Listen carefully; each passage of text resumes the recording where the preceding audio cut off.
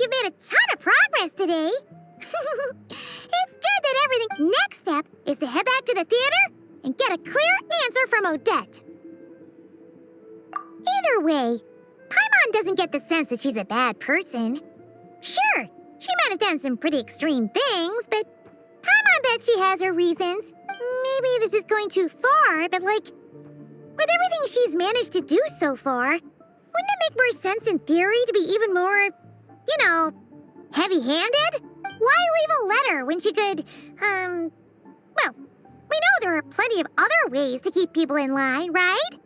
The point is, she could have gone further, but she didn't. So, if it is her, she's got some principles at least. Yeah! Well, all you can do is follow the facts wherever they lead. No change, really. But that thing Paimon told you about yesterday? Paimon feels like she can sense it more clearly now. Hearing you talk about your day makes Paimon itch for an adventure.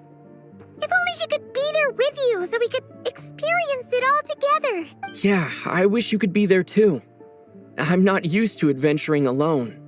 But don't worry, we'll get to the bottom of this. Guess it's just one of those things. Never mind. Paimon will behave herself and keep resting.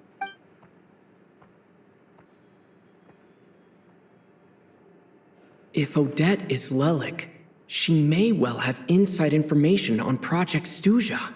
Her father was involved with the project's early implementation and tragically died in the process. Now, she's dedicated herself to bringing it to an end. It's hard to imagine she could have gotten this far without knowing anything at all about the Tsaritsa's true intentions. When she spoke to us as a member of the Fatui, how much did she let on? And how much was she hiding? Only time will tell. Maybe tomorrow, everything will be answered. Hey look! It's snowing! Could be a tough day ahead. Make sure you wrap up warm tomorrow.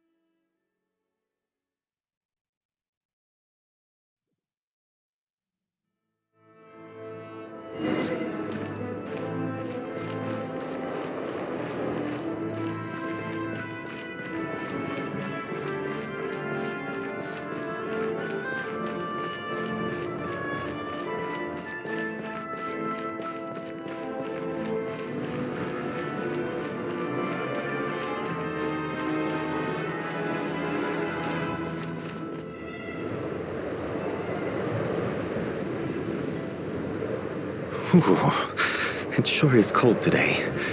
I wonder how much heavier the snow's gonna get. Here to see Odette? I just need to see your tickets for the preview.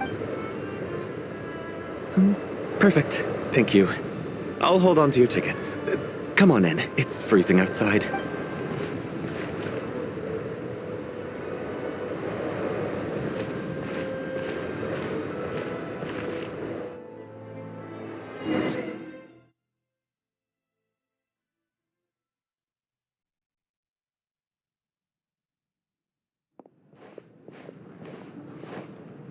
I think I'll leave the Lelic question until after the show's over. Then I'll go find Odette.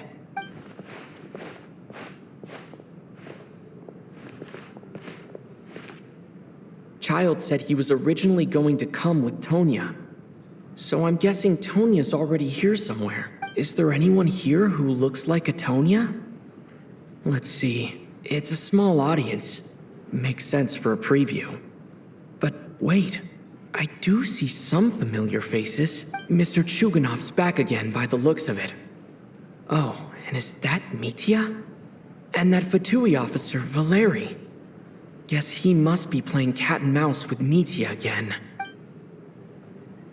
Oh no. It looks like the show's starting and I still haven't found Tonya. Never mind. I'll just have to take a seat for now and see if I can catch her afterwards.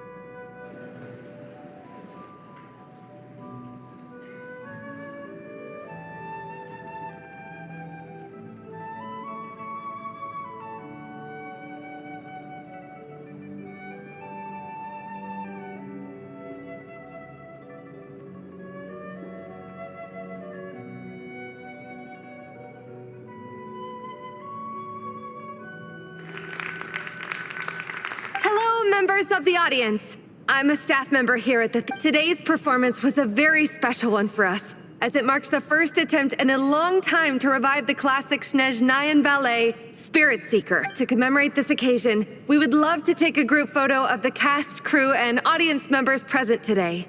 Could I kindly ask the audience to please come up onto the stage?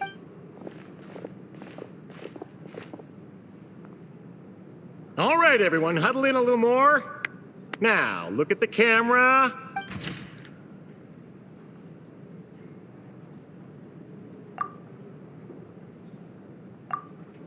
Are you quite satisfied, Mr. Energy Scientist? I rather hope you don't have any other escape plans to add to my workload today. What are you talking about, Sarge? This was simply my way of inviting you to watch Miss Odette's new show with me. And wasn't the performance spectacular?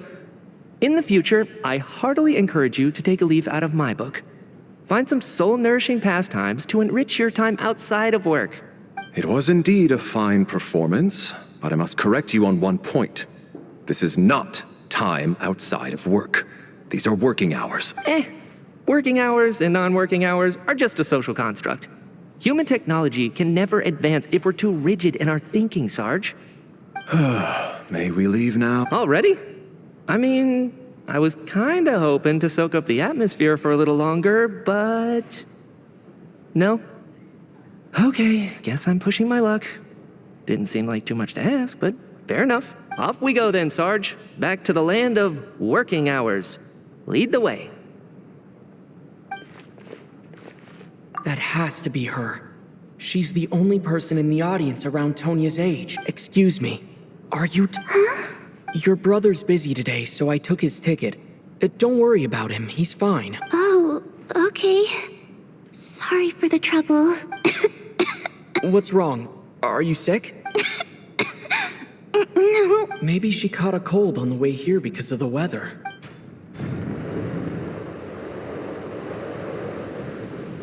I haven't seen snow like this in a long, long time. I know. It's completely white out there. You can barely see a thing. I've never seen such heavy snow in my life. Let's wait it out for now. You'd be lucky not to freeze to death in this weather, let alone find your way.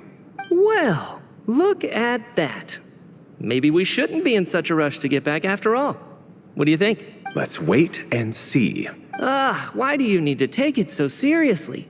Fate has given us this wonderful chance to take a break. We owe it to ourselves to make the most of it. Come to think of it, there's a small inn not far from here that always keeps plenty of extra blankets on hand for guests. I know the route well. Shall I head over and borrow a few blankets? That way, anyone in a hurry can wrap up warm for the journey back.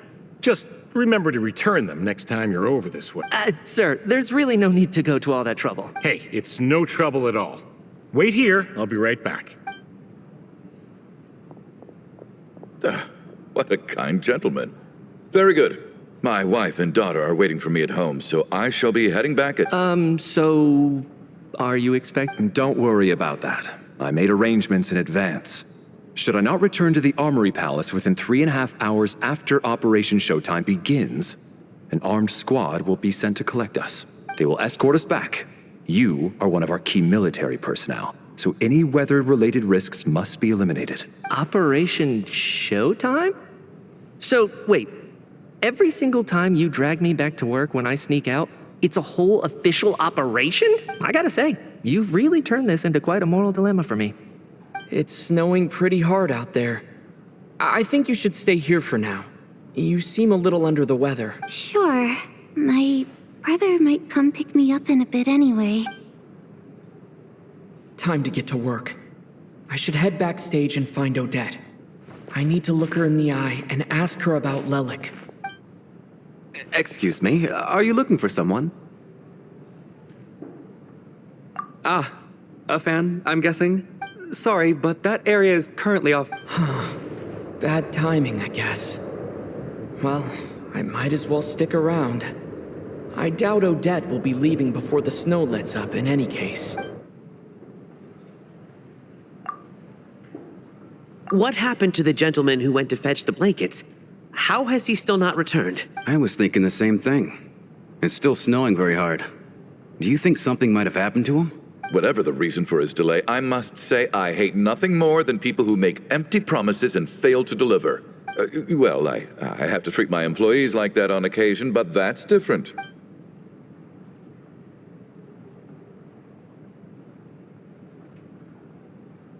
You seem anxious, Mr. Valeri. It's been nearly 4 hours since I left the armory. The army should have arrived to extract us by now. They know how much I despise tardiness and disrupted plans. There's simply no reason that they shouldn't have shown up by now, barring exceptional circumstances. Surely a snowstorm like this one counts as such. Few things in this world can stop the Snezhnayan army, Mr. Mitya. And a snowstorm is certainly not one of them. Why don't you go out and take a look? They might be right outside, waiting for your orders before they dare come in. An absurd hypothesis. I have no intention of leaving your side for even a moment until I have escorted you back to the Armory Palace. This doesn't look like an ordinary snowstorm to me. That guy who left earlier. It looked like he just vanished into thin air. Either that, or my eyes were playing tricks on me. A man-eating snowstorm? Come on. Night hasn't even fallen yet. Spare us the ghost stories. Traveler, didn't know you were coming today. How come you didn't say anything? Oh, right. I assumed you were looking for me in Vodenitsa. Odette's still backstage. Whoa, that's quite a snowstorm out there. I've been working backstage this whole time, so I didn't even notice. No wonder the audience hasn't left yet. Is weather like this rare, even in Snezhnaya? Yeah, snow like this. I'm sure I've seen it out in the wild before, but never in the city. Actually, I take that back. I don't think I've seen snow this bad even in the wild. This is something else. It's not normal. If even Alosha thinks snow like this isn't normal, could it have anything to do with that monster people have been talking about? We can't stay cooped up here forever. Someone needs to go out and take a look. No need. I have plenty of experience with snowstorms. Besides, I work here while you're an audience member. I should be the one to do it.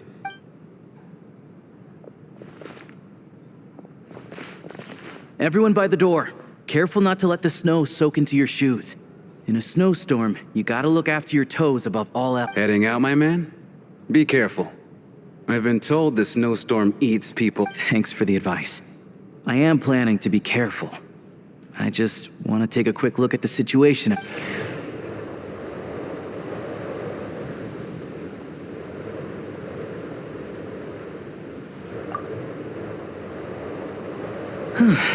He's back! He's back!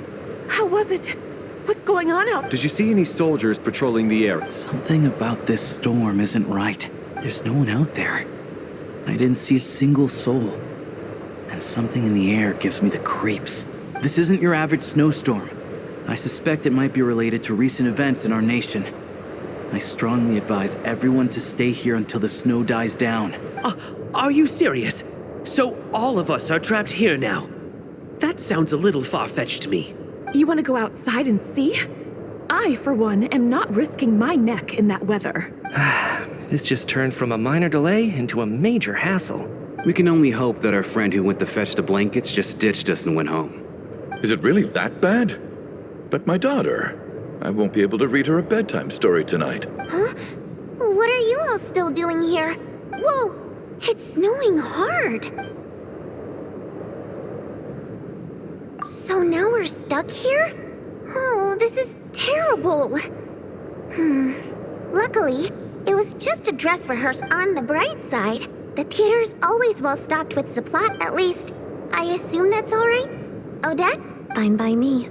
This seems like a sensible backup plan under the circumstances. My thanks to the theater for being so accommodating. What are you staring outside and praying for, my man? You anxious to get home too? Oh, Your Majesty the Tsaritsa, I beg you, please do not let tonight's snowstorm stop. This is a golden opportunity to spend the night under the same roof as the two top stars in all of Snezhna. I think I've changed my mind. Sir, if you so much as... It's getting colder. We need to keep the indoor temperature up. Close the door and lock it tight. Let's head somewhere warmer.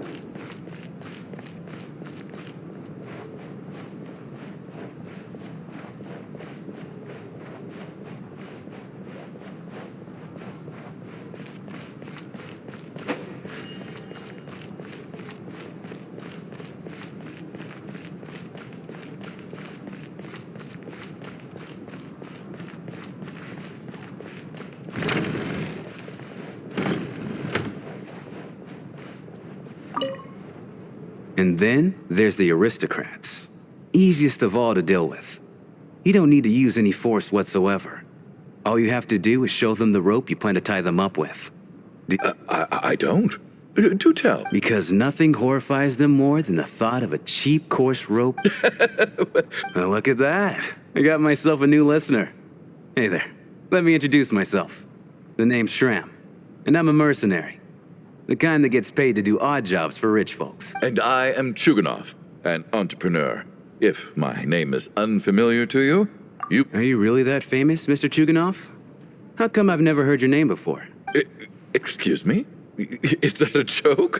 Or are you being serious? Oh, I'll have to ask my rope later. He's probably tied up more entrepreneurs than I've ever heard of.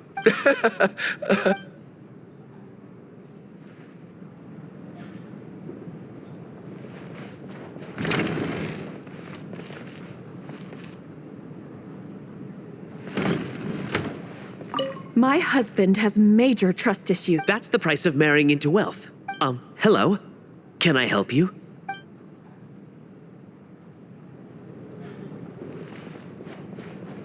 How are you feeling, Tonya? I'm fine. Sorry to worry you. I'm used to it by this point. I take medicine for it. My brother usually helps to get it ready for me. Child must take great care of his sister.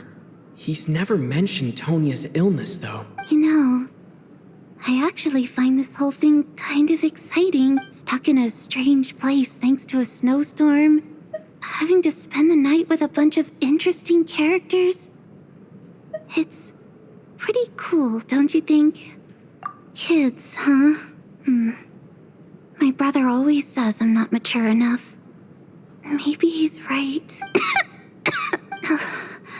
I'm fine, really. Just got a little overexcited. Look after yourself. Otherwise, your brother will come after me.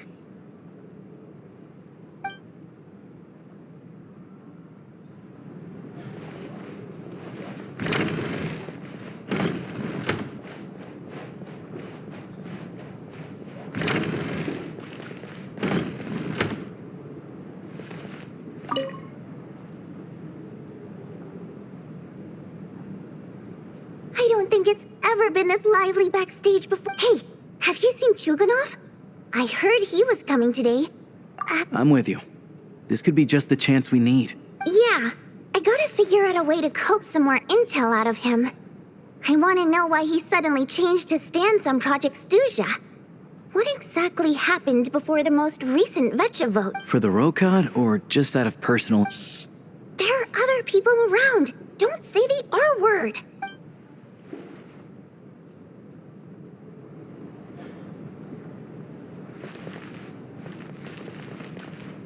This is highly irregular. A delay of over an hour during an operation like this theoretically warrants a Harbinger-level response. I wonder what the issue is. The storm, or something else. Sarge, the day you learn to let go and just enjoy moments like this is the day you'll finally understand the meaning of life. Why, hello, sir. I believe you were the one sitting at a nearby table back at Podvorye Restaurant. Any friend of the theater's star performers is a friend of mine. It's a pleasure to meet you. I'm Mitya from the Energy Commission. Greetings. Major Valeri, head of the Special Assignments Battalion. Armory Palace Royal Grenadier Guards, 1st Regiment. I am here to ensure Mr. Mitya's personal safety. Please let me know if I can be of any assistance. Mr. Traveler, I cannot help but notice that Miss Odette is stealing glances at me. Any idea what that could be about? I've racked my brains, but I can't think of anything I might have done to offend her. Perhaps she noticed me spacing out during her performance? What? You mean I really did do something to upset her? Well, thanks for letting me know. So, Mr. Mitya, is your work related to Project Stuja? Yes, that's right. The higher-ups in the Fatui transferred me from the Energy Commission to the Armory Palace because they wanted me to... Really? I can't even talk about that? Pretty sure it counts as part of my private life. All right, I won't say anything. Sorry, traveler. As you can see, I'm afraid this pleasant chat will have to end here.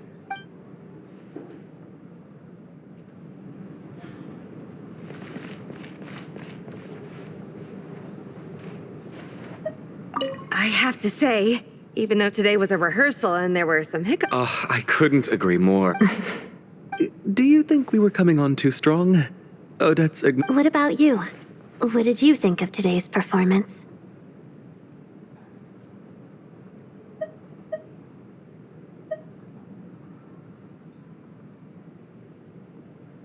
Huh. That's actually a more insightful critique than I was expecting. My mother would agree. I'll make sure to save a ticket for you when the show's performance ready. This doesn't seem like the time or place to bring up the subject of Lelik. I need a chance to speak with her in private. so unfair. Talk about double standards. And now it looks like I've been spotted. You know Mitya too? No, I don't. I just have a feeling that he might be dangerous.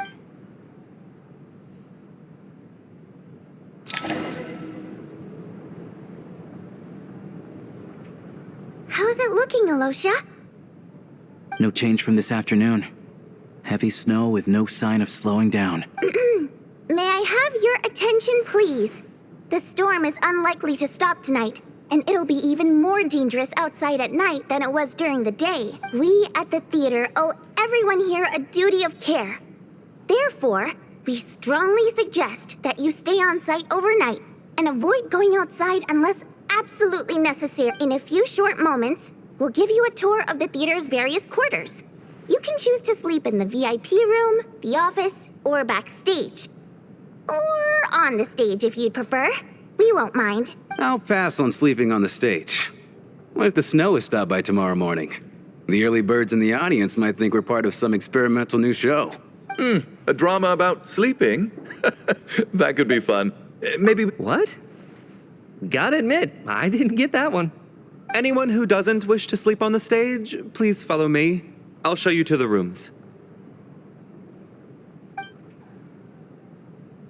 I guess I'll call it a night. Though I feel like I won't sleep very well without Paimon here. I'm sure she'll be worried that I haven't made it back yet. But as long as she looks out the window, she'll probably realize what's holding me up. I wonder if she's feeling any better yet. At least she hasn't been getting any worse. Still, I should try and get back first thing tomorrow morning.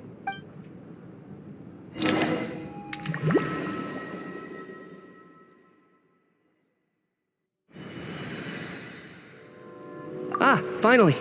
Welcome back to the world of the living, lazy bones. I was about to wake you. The black mist is almost on us. Still waking up, huh? You know, the black mist. It's been chasing us from below ever since we were born. You're just dozy. There's no way you've forgotten.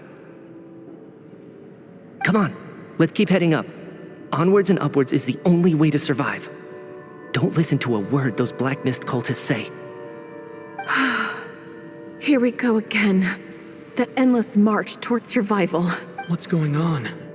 That black mist down there is creeping me out. And it's rising.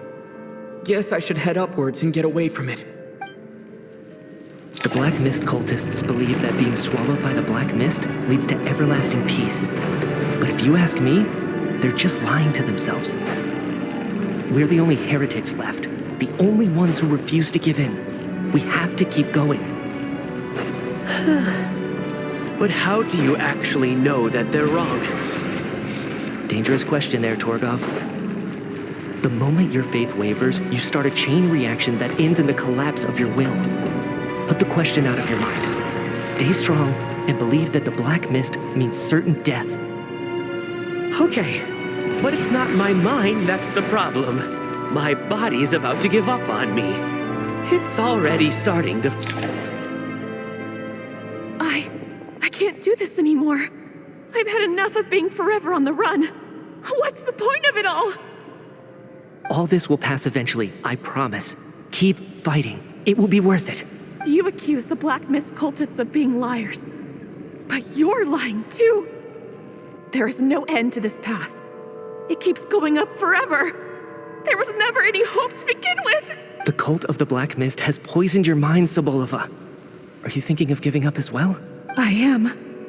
I think I'll take my chances with the Black Mist over this perpetual torture. As much as I detest the Black Mist cultists, I'm just too weary. Then I bid you both farewell. Let me put my personal opinions aside for a moment and say, I hope that you both find peace within the Black Mist. Fate always appears so impossibly complicated.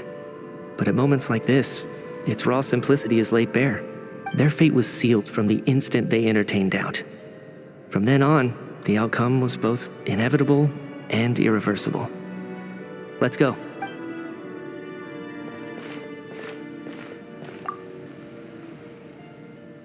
Torgov and Sobolova are gone. I never thought the day would come when even they would be swallowed by the Black Mist. It's just you and me now.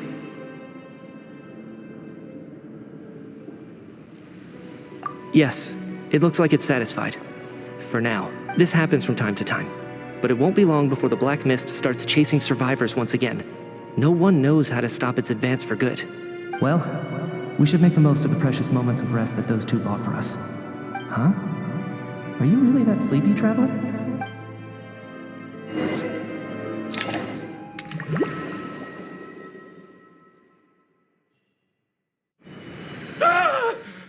Help! Somebody, come quick! What is it, Chuganov? What's wrong? Is it morning already?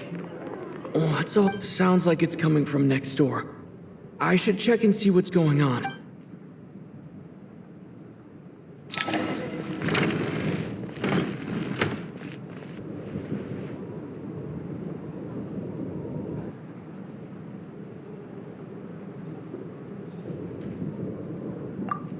Don't look, Miss Tonya. Stay here. Okay. What happened to them?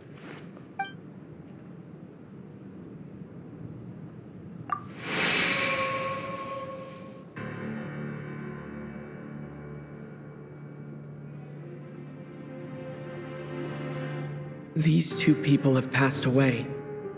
And the strange thing is that somehow, I knew this was going to happen. I knew that they would be the ones to die. Have I seen this moment before? Or did I have some kind of premonition? I can't remember what it was. Let me take a look.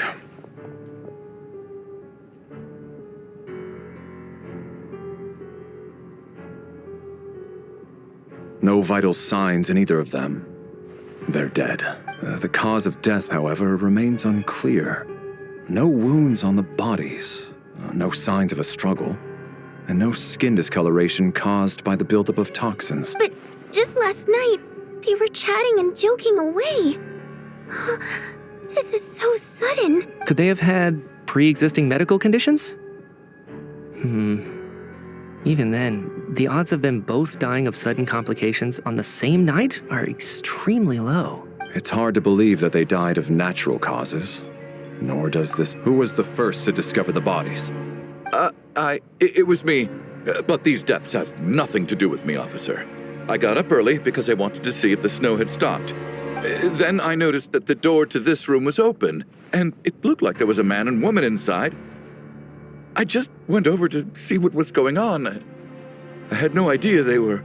I can corroborate this. I was doing my morning exercises near the stage. When I saw Mr. Chuganov heading this way, I followed him. I can also confirm that I didn't see a single person approach that room before him. The snowstorm was raging all night, and it's still going now. There's no way someone could have come in from outside, correct? You mean an intruder?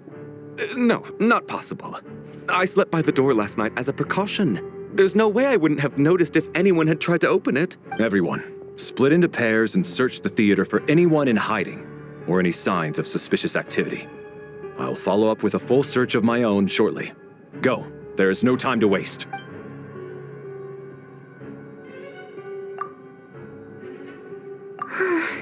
Nothing on your end either? Backstage is clear. No signs of suspicious activity. We checked the basement. Also clear. I don't think there's anywhere here that a living person could hide. Are we certain that the theater doesn't have a back door? Or any tunnel or passageway wide enough for a person to fit through? No, there's nothing like that. If people were sneaking in through some secret tunnel to avoid buying a ticket, we'd have sealed it off ages ago. I also checked the windows. All of them are locked from the inside, and there's no sign of anyone entering or leaving. It sounds like we can safely rule out the intruder theory. If anyone came in during the night in this weather, there'd be no way for them to avoid leaving footprints or water. This can only mean one thing. It's like one of those murder mysteries you see in novels and plays, isn't it? The ones where the killer is one of us. We can't quite jump to that conclusion just... Could he be right? It's hard to imagine something like that happening in real life. Set in a theater during a snowstorm. A murder takes place, and the killer is among us. It's such a classic trope that it seems unbelievable. Looking at who the killer targeted, and the clean entry and exit, it all adds up. I know. What is? What have you figured? Both victims were wealthy, well-known local merchants. And the door was deliberately left open so I would discover the bodies and witness the crime scene first thing in the morning. Such ruthless methods. This was your doing, wasn't it, Lelik? Lelik? You mean Lelik is among us? And he's the killer? Lelik. I know this code name. Member of the Rokot, anti-Project Stuja. Always works alone. I've read the case files at the Armory Palace. Walk me through your reasoning, Mr. Chuganov. What do you know about Lelik? What now, huh? What now, Lelik? What more do you want from me? I already voted against Project Stuja at the Snezhno Gradvecha. You snuck into my house the other day while I was asleep. Left a threatening letter. And I did all that you asked. But Project Stuja cannot be so easily shaken. Not with the rooster in charge. So he really was threatened by Lelik. That makes sense. And now you're resorting to murder to threaten me. Isn't that right? I knew it. The Rokot despises the rich. The lives of the wealthy are but refuse in your eyes. Show yourself! Which one of you is Lelik, Tell me! I'll do whatever you want! Just stop playing these mind games!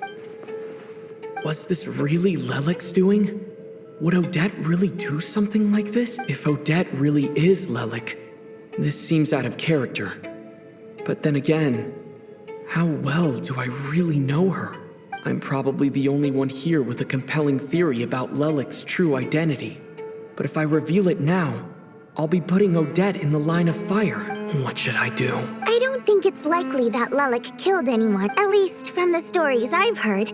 He's never killed anyone before, and his name has never come up in connection with any murder cases. Besides, even if Lelik did want to threaten you, why resort to such an extreme and roundabout method? It's not his style at all.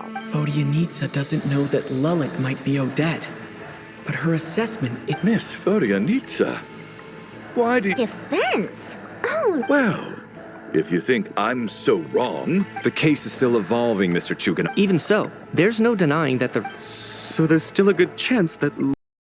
Here am...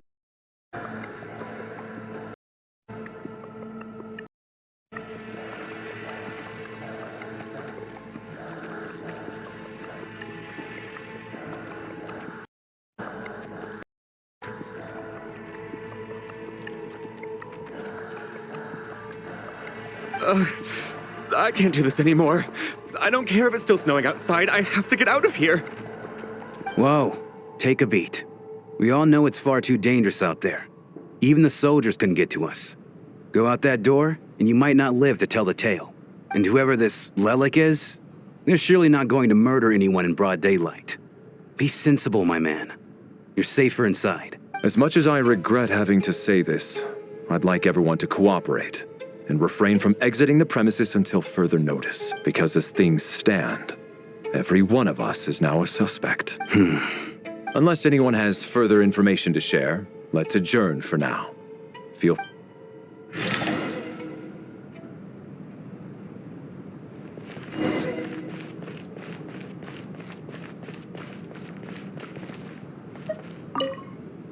I still find it hard to believe there's a murderer among us. There's no guarantee.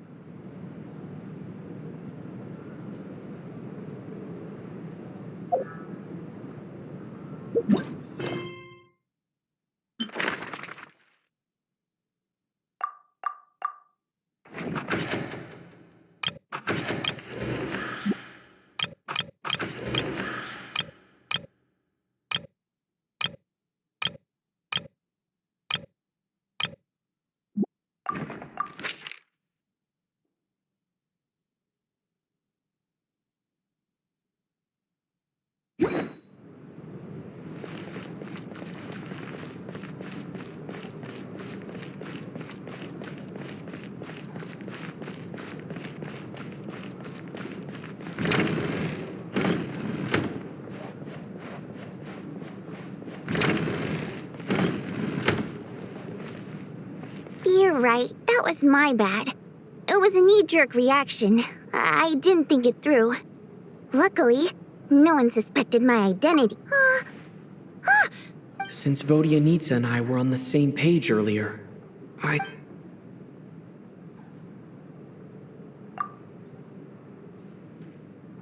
Whoa. Are you serious? I don't know if this counts as gossip, but it's Odette? Really? Odette? Actually, it's exactly what you'd expect.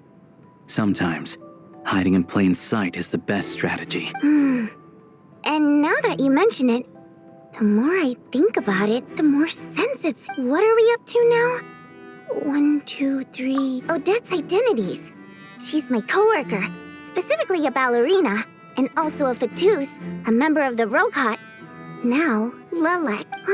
It must be so... I guess since I've always known her as a member of the Fatui, it never even crossed my mind that she could be involved with the Rokot, let alone be Lelek. I don't understand.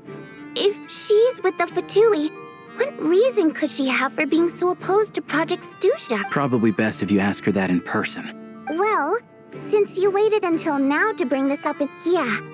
Lelek may not follow orders from the Rokot leadership, but we need to confront her face to face. Do you think she'd really admit to being Lelek? I don't know. We'll have to see how it goes.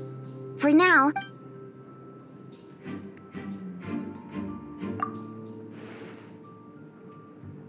Now's her chance. Odette's alone. Let's go. Hey, Odette. What is it, you guys? Shh. Keep your voice down. So, all right, fine. You don't have to say anything or explain yourself. Just hear me out first. None of us believes you'd kill innocent people.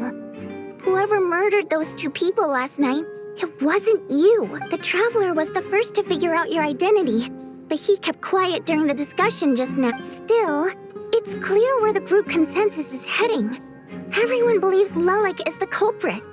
If your identity is exposed, you'll be in a really bad spot. We're your colleagues, and we know what kind of person you are.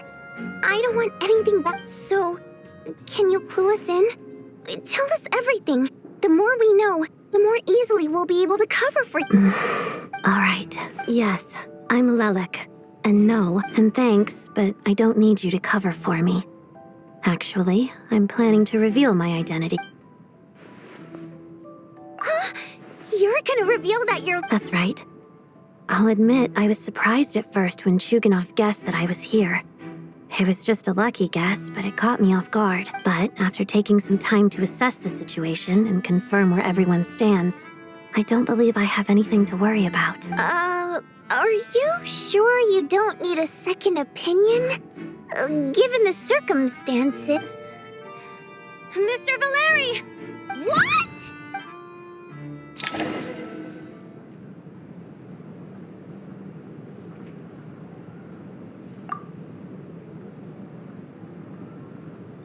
So... I don't know what game you're playing. It's just one identity. So what if it's exposed? I can disappear and adopt a new identity anytime I please. I made my peace with this when I chose to become Lelik. But more importantly, I promise I am not the murderer. Which means that someone else is. So, if anyone still insists that I did this, you'd best produce the evidence now. Otherwise, I suggest that you bite your tongue. Because if you really believe I killed 2 people without making a sound or leaving a trace, pointing fingers at me would surely only make you my next target. Is this really the truth? That's confidence, all right. A real no-nonsense attitude. I can see why Marionette said that she's on track to inherit the title of the Fair Lady. Are you seriously buying this? Hey, officer! I do have one question, Miss Odette.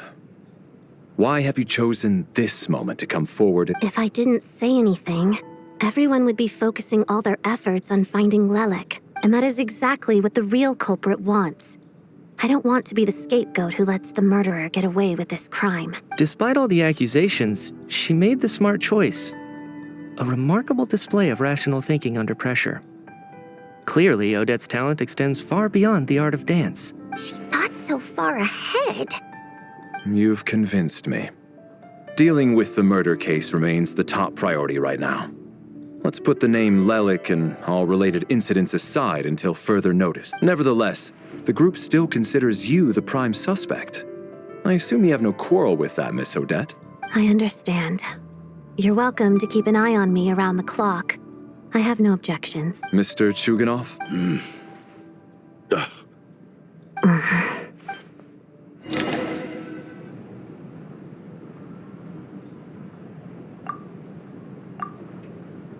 Good work, Lelik Guard Team. And Lelik, too. Here, have some hope. Turns out Valeri knew about my exploits. So now I've been told I have to guard Lelik with him. Shouldn't you be facing my way if you're guarding me? At the moment, it looks more like you're my bodyguards. If the true culprit is indeed still at large, as you have claimed, we must keep our guard up against them also. Don't worry, Tonya. We'll get through this. Once the snow stops, the officials will step in. The investigation will get easier, and then we'll be safe. But once the snow stops, won't everyone just leave? You're gonna miss us, huh? Well... Really, Miss Vodyanitsa? Aw, all right. Let's swear to it. I promise to give you the pass, and you... Promise. Don't indulge her, Tonya. You don't have to swear an oath over things like that. You really do get carried away sometimes, don't you, Miss Vodyanitsa? Hey! Mind your own business!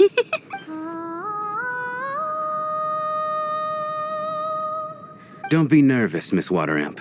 Everyone's here. There's nothing to be afraid of. Excuse me? No. Oh...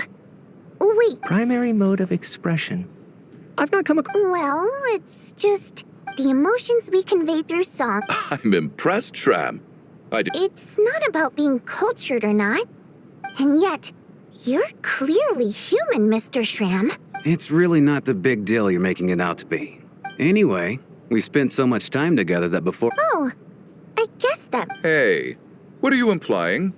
You're not secretly insulting the audience in your songs, are you? Heavens, why would I do a thing like that? It's getting late. We should discuss our sleeping arrangements for tonight. To guard against the killer, someone needs to keep watch. I suggest that we don't sleep in separate quarters tonight. It will be safer if we all stay together. As long as someone keeps an eye on Lelik. Are you saying that you wish to bet your life on Miss Odette being the killer? Nonsense. Then I propose the following arrangement for tonight. The Traveler, Odette, and I will form the Night Watch. We'll sleep... An excellent idea.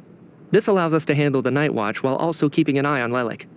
Meanwhile, the rule of taking shifts in pairs resolves the other issue. Namely that we can't necessarily trust the Traveler or Valeri either. I expect that plan took you quite some time to come up with, didn't it? Actually, our field combat manual outlines a similar approach. Although the scenario there involved, that being said, I must clarify that I harbor no disrespect towards you personally, Miss Odette. In fact, Lelic's numerous covert operations make fine textbook examples for military agents. I care less about respect and more about the fact that you just robbed me of 2/3 of my sleep tonight. I'm calling dibs on being the first to rest. Good night.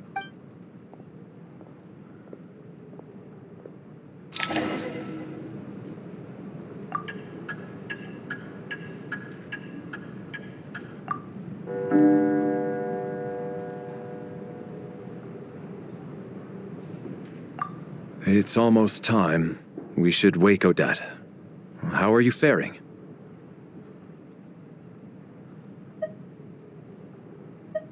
Oh, not going to argue with that. I'll take a quick nap. If you start to feel sleepy, wake me up anytime. It's finally time for Odette and I to share the night watch. I should wake her up.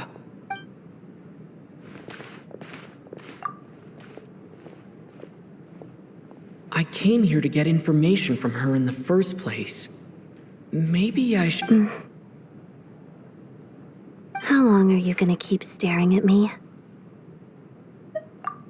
Couldn't sleep.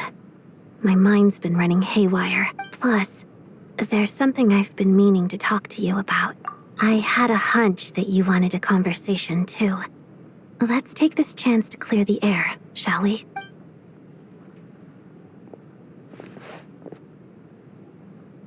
I just had a simple question for you, really. It's, Rosaline. In her final moments, did she have any last words or anything? I see.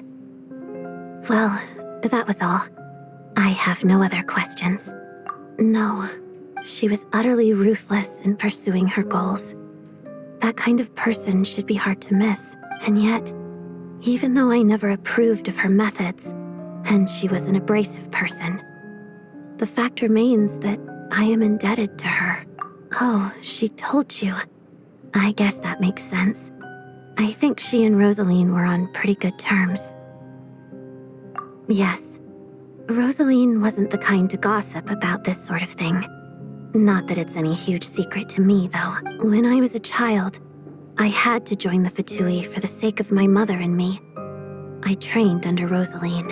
It was extremely grueling, and it didn't exactly come naturally to me. All I could do was try to ignore the biting cold and practice. I was a newcomer who'd managed to make a good first impression on a harbinger. There was pressure to live up to her expectations, to be worthy of the fair lady's reputation. Every day was a struggle against the cold, pain, and fatigue. And most nights, I struggled to fall asleep. After enduring all that, I've become almost immune to the sensation of pain. I suppose that was the cost of survival. Surely, any child who had to experience that would grow to hate her lot in life, don't you think? So, I put an equal amount of effort into my ballet. Because in my young mind, that was the only way to defy my fate. It was my way of telling her, the Fatui's demands and your expectations of me are not what I wish for. One day, I will leave. I think she probably blamed my poor performance in training on my passion for ballet. She knew my heart wasn't in it. One time, when I was secretly practicing a dance at night, she suddenly showed up. I knew she was there to catch me red-handed. I told her, "You don't deserve to watch the dance I learned from my mother." She looked stunned.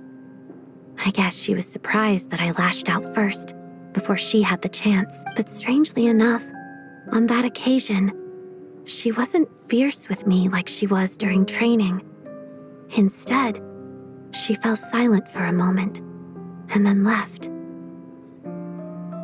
After that, She never interfered with my dancing or asked me how it was going. She never came to watch me dance again either. Not even once. She was. But even now, whenever I take out this core Ignis, I can't help but think of that night. Of the look on her face. Sort of. Although gift might be too kind a term. This is her flame sealed within ice. A symbol of her favor, yes, but also our way of keeping an eye on people. She knew the location of every piece of core Ignis. If any recipient started acting suspiciously, she'd be on to them immediately. Trust her to make even a mark of approval feel suffocating. So, when news of Rosaline's death reached Snezhnaya, many people immediately crushed their core Ignis. It gave them a profound sense of relief, like they'd broken free from her shackles. But I kept mine. With my sensitivity to pain being as dull as it is, the warmth from this core Ignis is one of the few things I can still feel clearly. I still wonder, did she really come to stop me that night? I wasn't sure, but I was scared, so I said some really awful things. I guess she didn't leave anything behind. Not that I expected her to. It's fine. It's just a bit of a shame that we couldn't settle our differences before the end. She did. Are you sure she was talking about this event? No, she didn't. I didn't even find out that she'd gone to Mondstadt until a while after she'd left. Wait, in that case... Okay, I will. Thanks for letting me know. There's something I'm trying to figure out. I'm beginning to suspect that Paimon's mystery illness is being caused by the energy research behind Project Stuja. Paimon's very important to me, so I have to get to the bottom of this. I figured that since you're Lelik, you might know something about all this. The ultimate goal of this energy experiment is to create a weapon for the final battle. The weapon's construction was completed in Nodkrai. Now, all that remains is to arm it with a sufficiently powerful energy.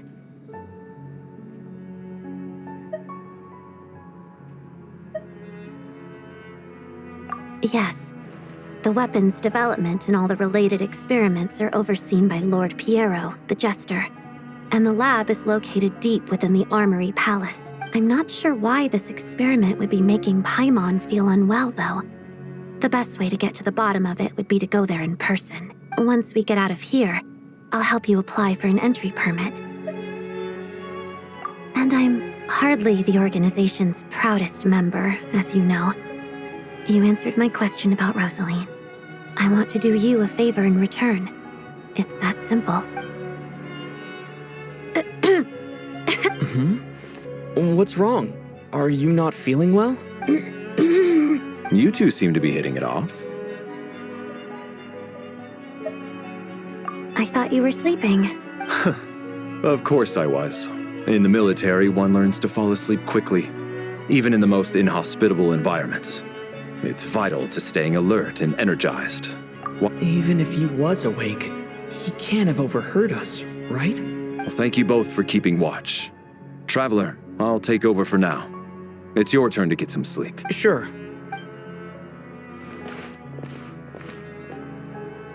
This is our second night here, but at least I found out a little more about Paimon's condition. I hope she's been sleeping well the past couple of... Why do I feel like I'm being watched? Seriously? Is this payback for when I stared at her earlier? But I thought she was asleep. Never mind. I'd better try and get some sleep myself.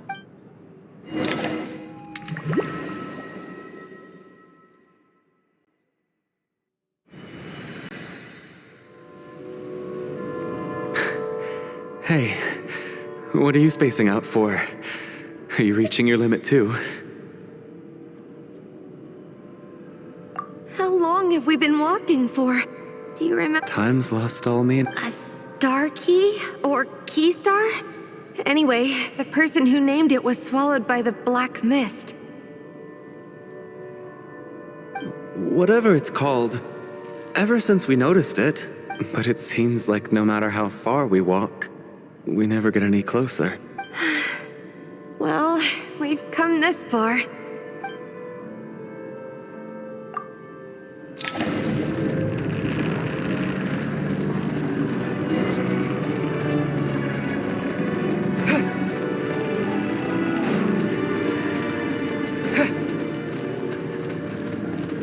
We got ourselves a straggler. Monsters! Watch out! Not again! Lost count of how many times we've run into them. Careful!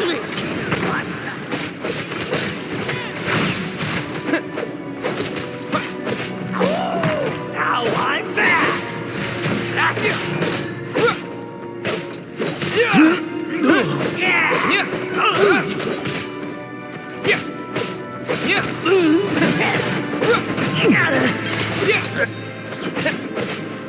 Should've run faster.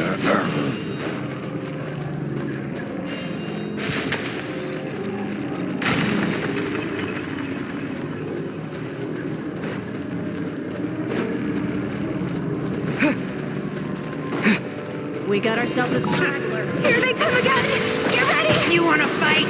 Let's go!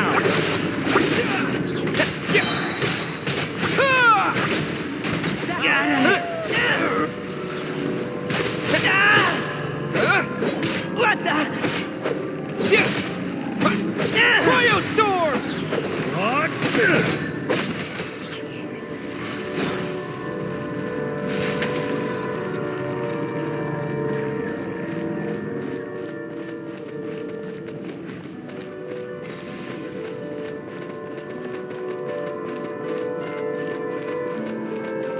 We got ourselves a straggler. Here comes another. Monsters ahead of us. The black mist behind us. Fine. Feels like there's no escape.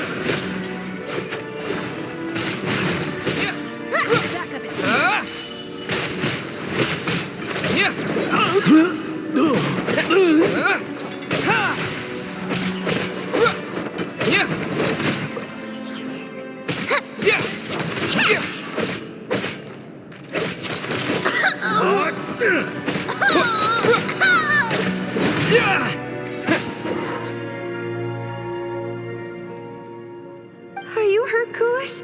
No. I'm fine. It's just... Suddenly I don't want to walk any further. I get you. In fact, I reached my limit a long time ago. Sometimes it feels like there's hope where there shouldn't be. Yeah. The hope that the star gives us is the only thing keeping us going. But I'm not sure it's real at all. It may just be a collective illusion. Otherwise, why would it always be out of reach? We know you mean well, but you're only saying that to try and encourage us to keep going, aren't you? Thank you, friend. But enough is enough. Please don't give me any more false hope. Hope is poison in this place. You're going to continue, aren't you? I admire that. I've given up, but I wish you the best. May there come a day that you catch up to the star and leave this godforsaken place.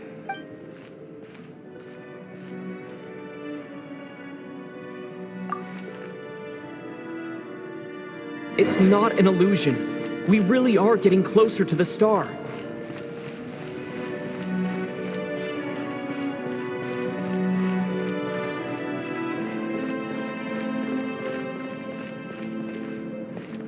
Congratulations. You're the first person to make it here.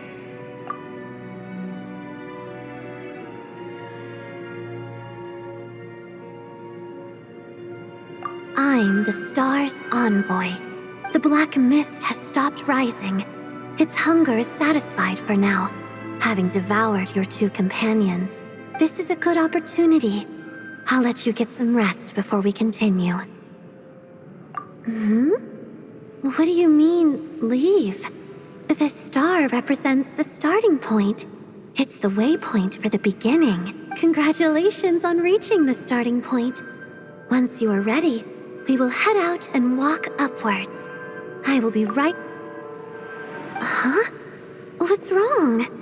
Hey, don't give up before the journey's even begun.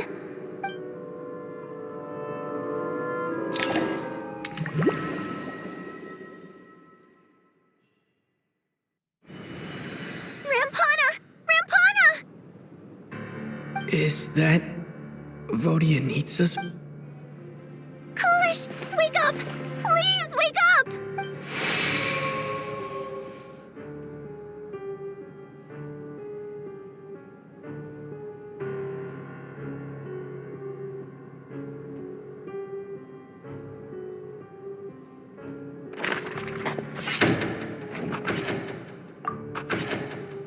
The situation is identical to that of the 2 casualties yesterday. We cannot ascertain the cause of death. At least there are some elements that we can rule out this time. They slept on the stage with everyone else. So I suppose the surrounding environment can't be a relevant variable. Rampana. Coolish. Weren't some of us keeping watch last night? 3 of us, in fact. How could you not notice something was wrong? I'm as confused as you are. Certainly nothing unusual happened on my watch. Likewise, and from what I've observed so far, both Miss Odette and the Traveler can be trusted. To be honest, I didn't get a wink of sleep last night. I couldn't help but think I was the target. So I just laid there with my eyes closed. I heard the Traveler and Lelik chatting, but otherwise I don't recall hearing any commotion during the night. Me too. Then, what could possibly be causing this? Once was bad enough. I worked closely with Rampana and... Vodyanitsa. 4 victims in just 2 days, and we still don't have a single lead. I need to get to the bottom of this as soon as possible. And above all, keep Tonya safe. I'd never be able to look Child in the eye again otherwise. Still snowing? Yes, I just checked. Still no sign of anyone outside either. So we only have ourselves to rely on. If you ask me, this killer can clearly strike whenever they please. Lelik must be an expert in poisoning. Here we go again.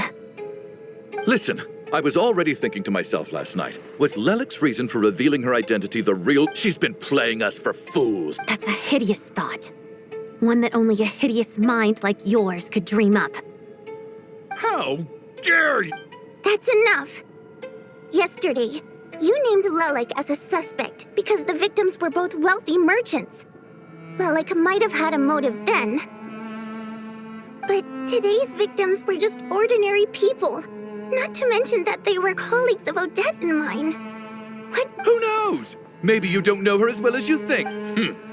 I implore you all to ask yourselves, how many people are there really in this world that have what it takes to kill another person? Lelik is well known to be a ruthless operator, and now she has revealed her identity. How could it be any more obvious? Everything you've said so far is still just conjecture, which doesn't constitute a concrete lead. How can you defend her, officer? What did... All so you can get your Don't you... Sir, but... You were the one who told us not to stop other people from expressing their opinions, yet 4 people have already... Turning against one another is the last thing we should be doing right now. Little girl. Even if he's still one of the victims here, isn't... I had no intention of resorting to violence. But you're right, Miss Tonya. I ought not prevent him from speaking his mind. In any case, I believe Mr. Chuganov has calmed down a little now. We may resume our discussion. I don't think there's any need for that. What is there to discuss? Did you have an idea, Mitya? I've been mulling something over. All the leads we have so far are concerned, but then there's the 2 double murder crimes. So what are you suggesting? I think this could be a supernatural event. It isn't characteristic of human... Correct me if I'm wrong, but aren't you supposed to be a scientist?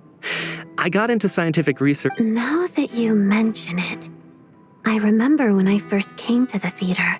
Haunted? Yeah, I think I heard the same thing. Well, this has taken an unexpected turn. A haunted theater? If Paimon were here, she'd probably be hiding behind me in fear right now. Why don't we take this opportunity to look... Very well.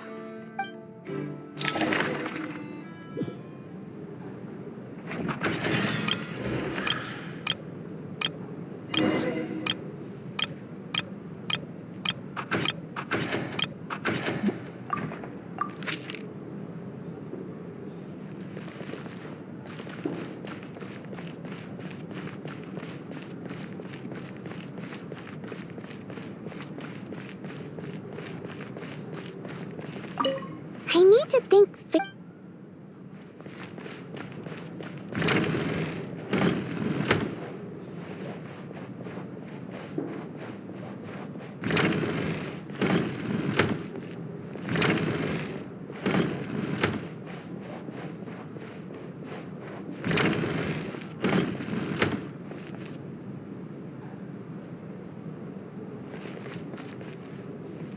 Tonya, did you find anything? Not yet. Still looking. So... This looks like somebody's notebook.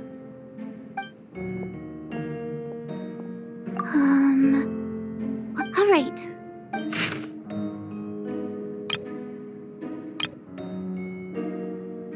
Huh. This has to be Vodyanitsa's. Maybe it's a little rude for us to peek. It sounds like she's writing this for her because her water imp parents belong to the aristocracy, who were driven out of Snezhnaya by the Tsaritsa long ago. And now they live somewhere new, where the postman can't get. We're sorry. It's fine. My fault for not... All right. Give me...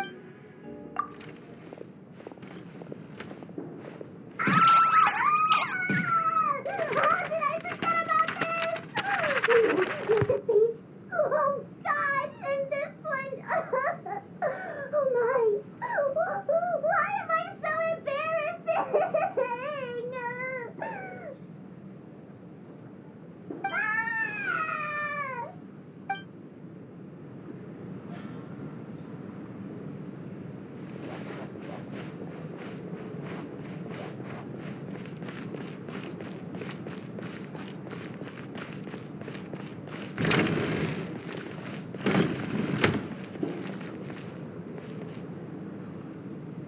Ah, Traveler.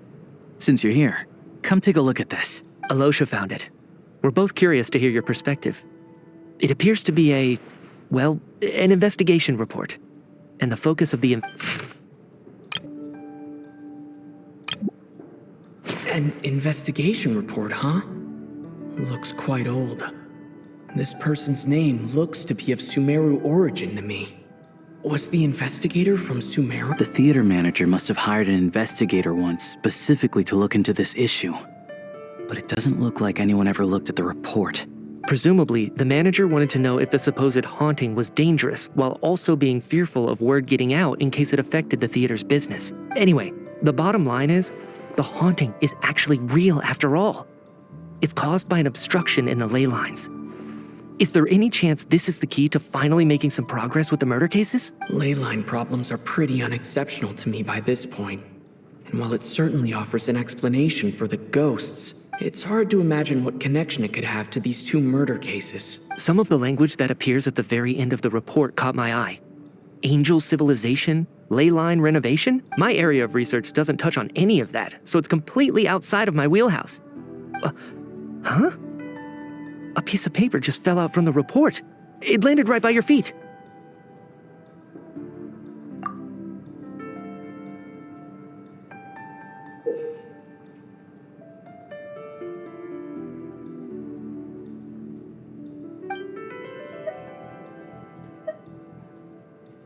How unnerving. It was tucked inside the report, so it must be a note left by the author.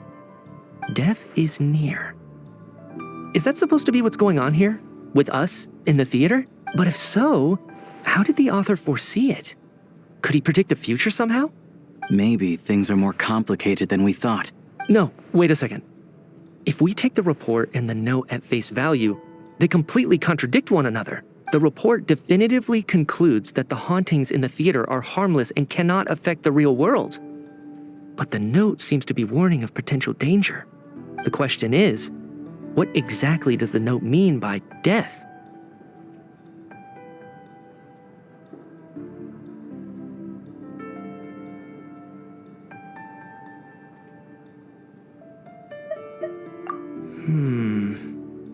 The various ways we could interpret this keyword lead in completely different directions.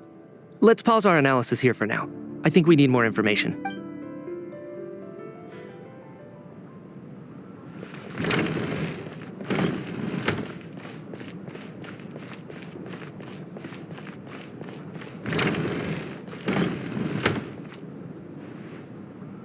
Valeri, come take a look at this.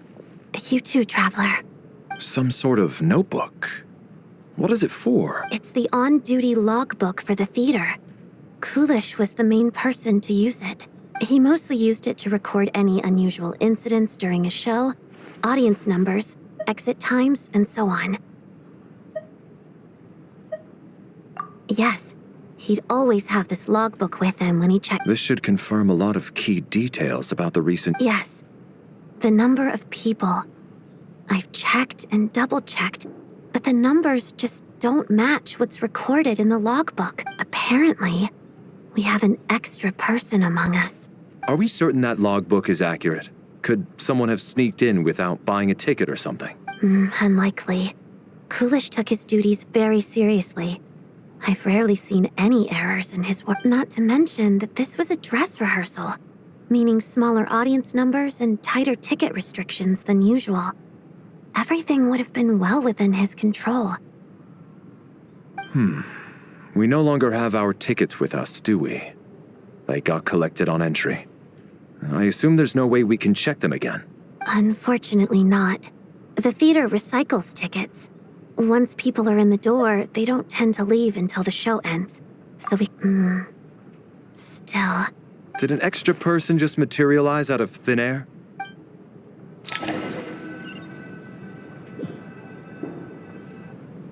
If we take all this together, it's not impossible, is it?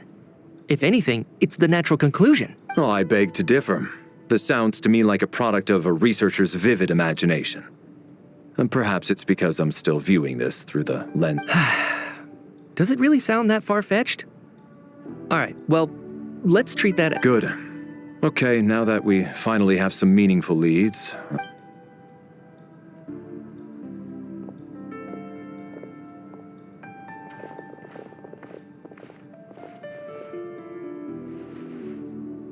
So, that's about everything we've discovered so far. I'll share my theory first. Based on what we've learned from the logbook, I believe the extra person among us is most likely the killer. If the killer had simply bought a ticket, it would have greatly increased the risk of their identity being exposed. I expect he or she either hid in the theater ahead of time, or found a way to slip past the ticket inspection. What about the note found in the investigation report? Any thoughts on how that fits in? The killer may have simply planted it there as some sort of sick joke. So, it has nothing to do with the haunting of the theater after all. This theory makes sense to me. If we have an audience member unaccounted for, chances are they didn't come here to watch the show. Could it really be that simple? So, in other words, all we have to do is find out who got in here without a ticket, and all our problems will be solved? Then let me make one thing clear. All the theater staff should be well aware that I came here for the rehearsal legitimately, yes? There's no way I'm the one who didn't have a ticket. It's true. I hear you used every trick in the book to get a hold of that ticket, too. Everything. I most certainly did not degrade myself in such a way. Probably a stupid question, but I might as well ask. Did anyone here get in without having their ticket checked? Guess it was naive of me to expect them to just admit to it. Especially after the unprompted Lelik reveal. Once was already a miracle. Twice would be unfathomable.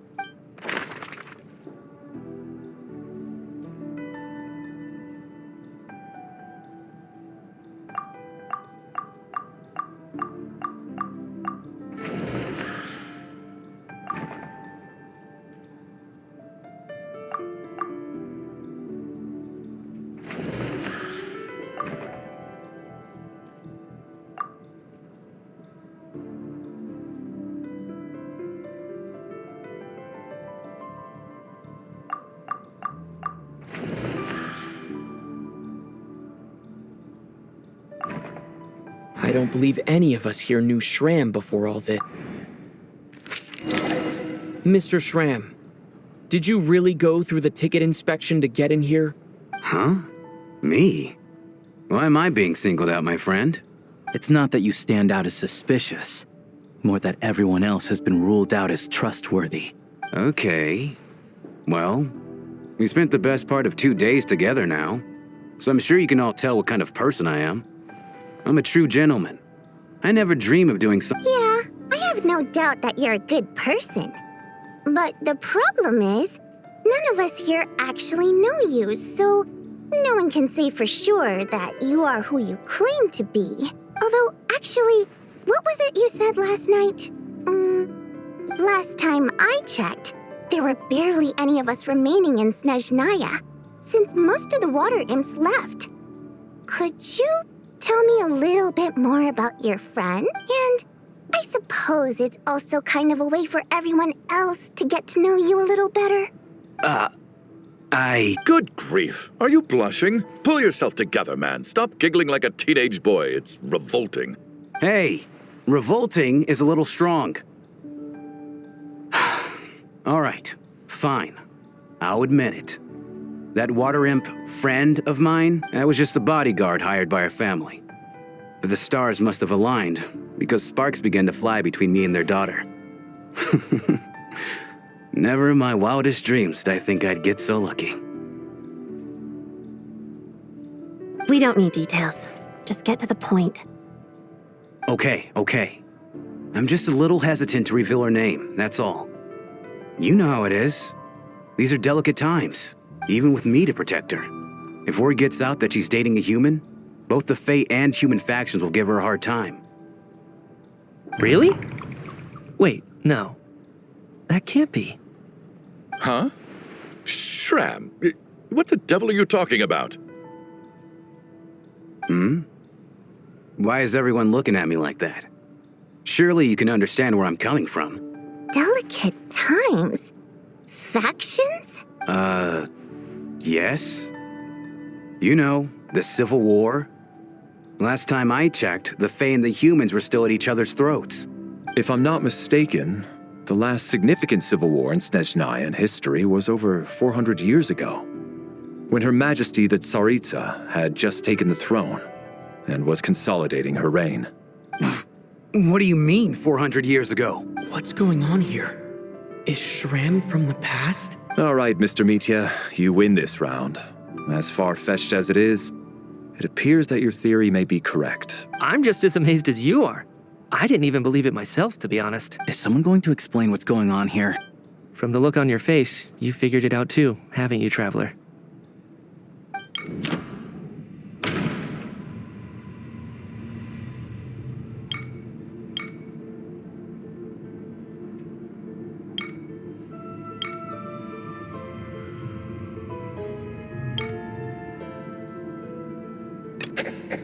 No.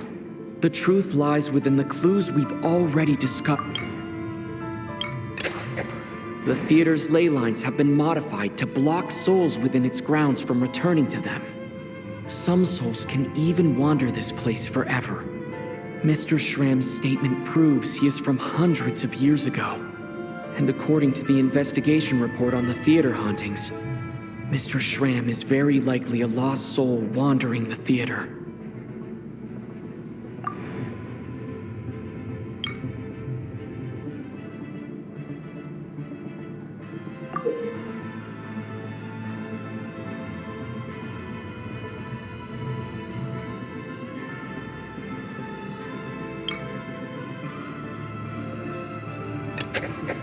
This is Mr. Valeri's hypothesis. If there is no supernatural element to this incident, it's very likely to be true.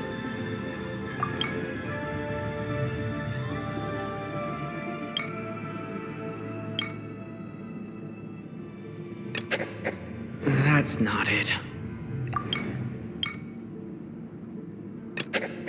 I don't think... For some unknown reason, the soul that has been wandering the theater due to the ley line issues has joined our group and blended in. Yeah, That must be the immediate reason why the ticket count doesn't match the number of people present.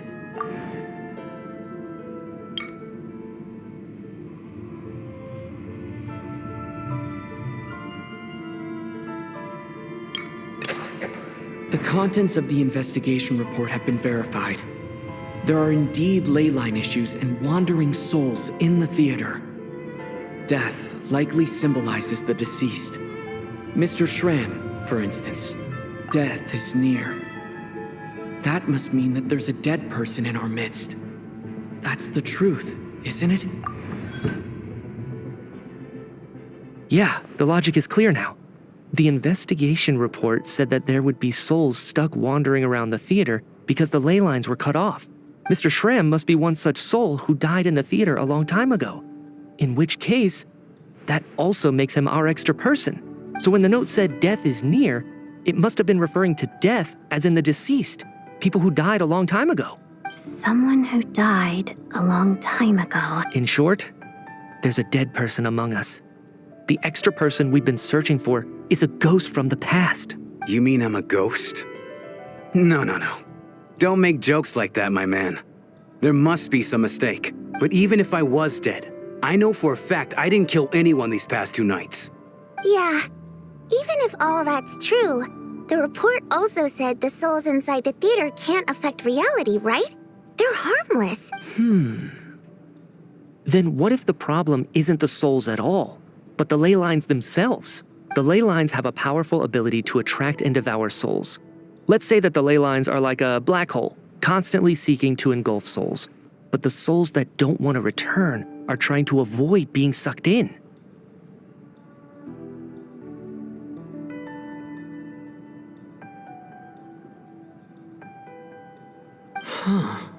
Why does this analogy sound so familiar? What happens when the black hole can't achieve its goal? I'm only speculating here, but what if it ended up swallowing innocent souls by mistake? Or that could explain why we weren't able to determine a cause of death. If you're right, and their souls were devoured by the ley lines, it does make some sense. It does seem to explain a lot of the things we couldn't make sense of. Does that mean it's true? Except there's no concrete evidence. Mitya's relying on a lot of logical leaps. Still, it seems like the best explanation we have under the circumstances. All right, so how could Schramm not know that he's dead? Seems a little unlikely that he has— On the contrary, it's perfectly normal for a soul to wander the theater for centuries without questioning their existence or reason for being there. It's simply what's natural for them. You know what, Mr. Brainiac? I think you might actually be right after all. I'm trying to remember and— even though my head feels like it's going to explode,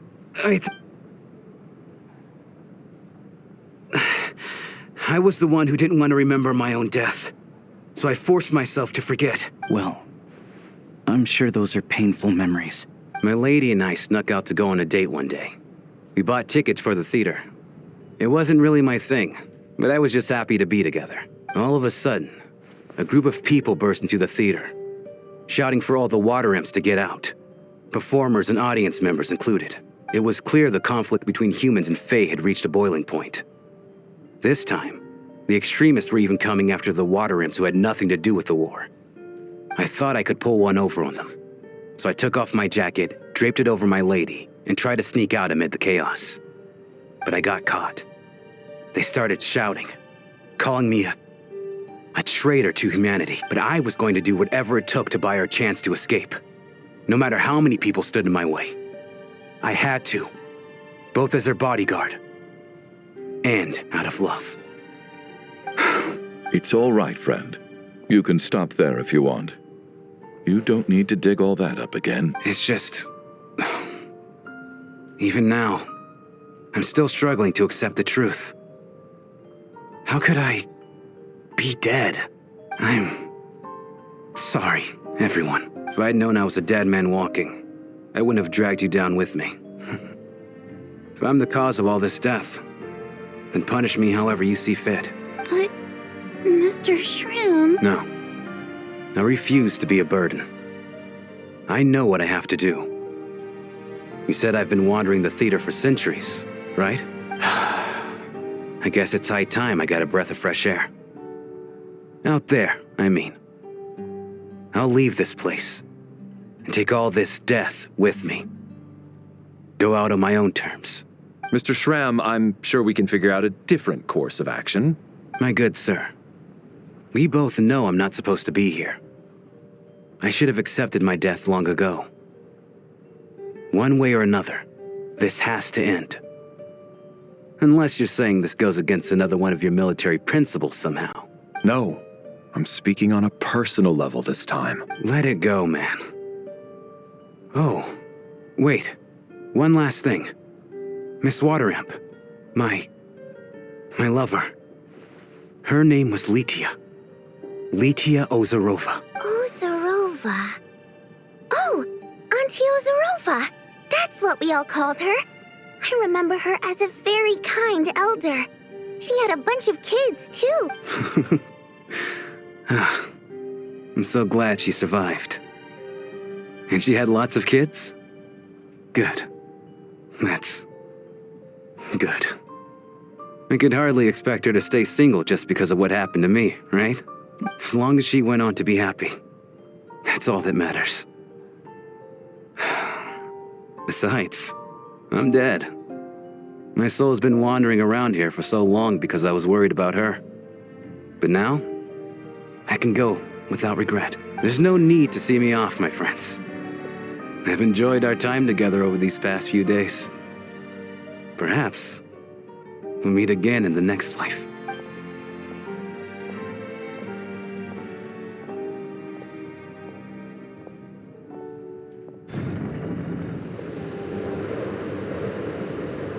Take care, my man. I know Mr. Schramm was already dead, but I still feel so sad. Death is cruel, no matter how we might try to make sense of it. So, was the conflict between Fae and humans really that bad back then? I was only little, so I don't remember much. It's terrible to think that so many innocent people had their lives turned upside down. Even the historical records about that time period don't say much about it. All people know is that the Tsaritsa founded the Fatui, drove out most of the Fae aristocracy without explanation, then used her terrifying power to suppress the humans. It seems to me like the Tsaritsa chose to make herself the enemy.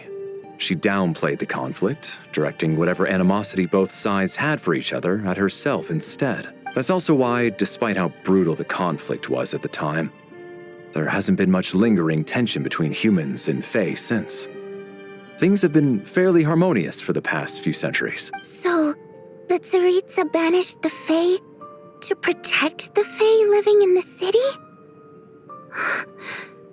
She offered herself up to be hated in exchange for peace. Maybe it's not quite as bad as it sounds. I don't think Her Majesty is too concerned if mortals hate her or not. And besides, there are very few who truly do. All this time, I had no idea. All right. If Mitia's theory is correct, then I think we can consider this matter settled. Let's all take a... Ugh, if only this blasted storm wasn't still raging on.